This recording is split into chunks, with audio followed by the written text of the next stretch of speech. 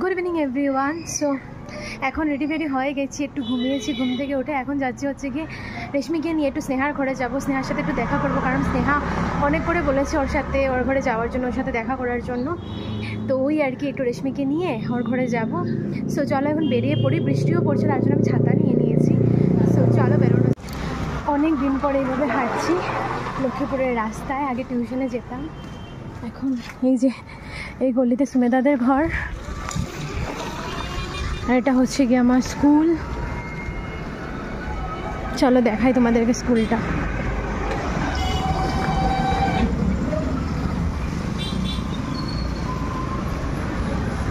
কত শত স্মৃতি রয়েছে এই স্কুলে। এখন এটা কনস্ট্রাকশন চলছে। হচ্ছে গিয়ে আমার পাঠশালা। এই যে রেশমি চলে এসে দেখে, তো আমি আর ও যাচ্ছি এখন স্নেহার বই যে পিছলা বেলা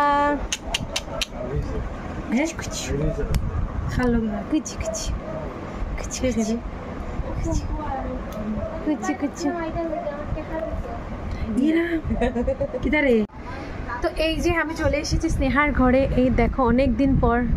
কেমন আছিস বল? খুব ভালো। মুখটা দেখে খুব ভালোই লাগছে। খুব ভালো খেলে করলাম আমি। দেখো খুব খারাপ, খুব ভালো। আমি এখানে কেলু মারা আমার ভাল লাগে না কেলু মারতে। আর স্নেহা বলেছে যে আমার ব্লগে কে থাকলে ভালো লাগে, স্নেহা যে খুশি বোনটা খালি পৌলমের জামাই থাকলেই ভালো লাগে। পৌলমিটা দেখতে দেখতে অ্যাকচুয়ালি আমরা বোর হয়ে গেছি না, তাই জামাই একটু এন্টারটেইন রাখে আর কি। তাই ব্লগ যে খুশি হইব এইটা দেখিয়া হে মানে উপরে হাসি উড়ে। আর আমি কিতা হইছো হইল না? তুই কিতা হইছো অনুপমদার বিষয়ে? কিতা হইছো? আমার অনুপমদার জড়িটা বাম্পার খানের দিকে, আর তোর আর আমার জামাই জড়িটা বাম্পার নিখাসটা। দেখ এক্সচেঞ্জ করতে হইলে এখনো টাইম আছে, করে নিতে পারো। না না স্নেহার আমাদেরকে খাওয়াচ্ছে, মিষ্টিমুখ করাচ্ছে। কেন বে রেশমি স্নেহা মিষ্টিমুখ করাচ্ছে বুঝলাম না কেন কেন রে? অনেক খুশি।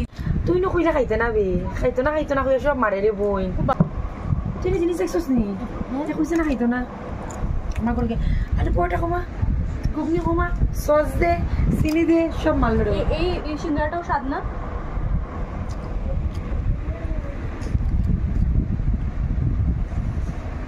নাটক কেন মার লাগে খাইতে না?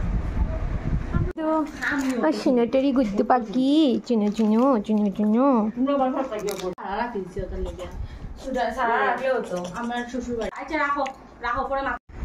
সো বন্ধুরা ফাইনালি চলে এসেছি ঘরে।